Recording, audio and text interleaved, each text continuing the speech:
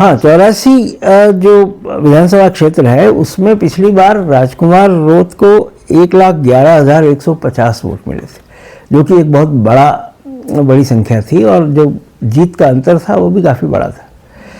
इस बार ये लग रहा है कि जो टक्कर है वो भारत आदिवासी पार्टी और भारतीय जनता पार्टी के अनिल कटारा के बीच हो सकती है। उसका लाभ 84 से, क्योंकि राजकुमार रोत सांसद हैं और पहले 2 बार विधायक रह चुके हैं, तो उसका लाभ उनको ज़्यादा मिलेगा ऐसा मुझे लगता है भारत आदिवासी पार्टी को।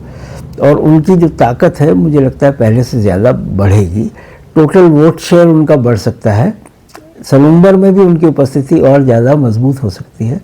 तो एक छोटे राजनीतिक दल के रूप में जो विकसित हुआ भारत आदिवासी पार्टी नाम का दल, धीरे धीरे दक्षिणी राजस्थान में अपनी जड़ें जमाता हुआ मुझे दिख रहा है। जिस तरह से तीनों नए कैंडिडेट 84 में, बीजेपी का नया, कांग्रेस का भी नया और आपका भी नया, कहेंगे ये कैंडिडेट भी तो असर करेंगे सर?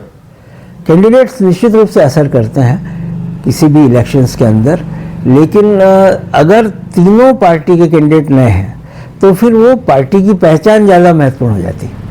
अगर कोई किसी एक दल का कैंडिडेट पुराना जमा हुआ नेता होता तो शायद उसका असर उस पार्टी के हित में ज़्यादा होता, लेकिन अगर तीनों ही पार्टीज़ में नए कैंडिडेट हैं तो फिर वो जो पार्टी आइडेंटिटी है उसका महत्व बढ़ जाता है। और मैं देख रहा हूँ खासतौर से जो बिछवाड़ा में कांकरी डुंगरी का आंदोलन हुआ था, उस आंदोलन के बाद भारत आदिवासी पार्टी का तेज़ी से विकास हुआ, क्योंकि ये लगा उस समय उस आंदोलन में कि आदिवासियों का शोषण हो रहा है और दोनों दल, चाहे कांग्रेस हो चाहे भारतीय जनता पार्टी हो, उनकी अपेक्षाओं पर खरे नहीं उतर पा रहे हैं। ऐसे में एक बड़े आंदोलन, खासतौर से शिक्षक भर्ती का मामला था वो, उस आंदोलन से इस पार्टी के उभार में मुझे लगता है कि काफ़ी लाभ हुआ। तो अगर यूथ की बात की जाए तो भारत आदिवासी पार्टी इस पूरे संभाग में युवाओं में बड़ी लोकप्रिय पार्टी, और दूसरी जो उनकी जातीय पहचान है जिसको हम अंग्रेजी में एथनिक आइडेंटिटी कहते हैं, उसको उन्होंने केंद्रीय प्रश्न बनाया हुआ है।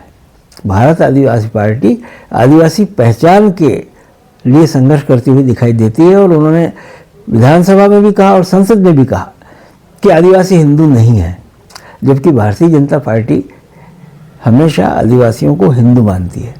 तो उनके बीच का ये जो संघर्ष है, ये जो द्वंद्व है, वो भारत आदिवासी पार्टी के पक्ष में जाता दिखता है।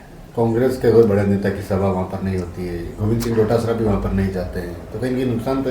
हाँ, कांग्रेस का तो मैंने आपसे पहले भी कहा कि जिस प्रतिबद्धता के साथ और जिस तैयारी के साथ कांग्रेस को इस चुनाव में जाना चाहिए था वो नहीं गई। अशोक गहलोत वरिष्ठ नेता इस संभाग में आए नहीं, और गिरजा जी जो खुद यहाँ हैं, गिरजा व्यास, यद्यपि उनका स्वास्थ्य ठीक नहीं है लेकिन फिर भी उनका उपयोग कांग्रेस ने नहीं किया।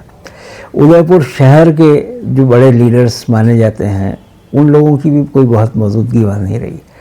तो ऐसा लगा नहीं कि बहुत संगठित तौर पर अपनी पूरी ताकत के साथ ये चुनाव या उपचुनाव कांग्रेस ने लड़ा है।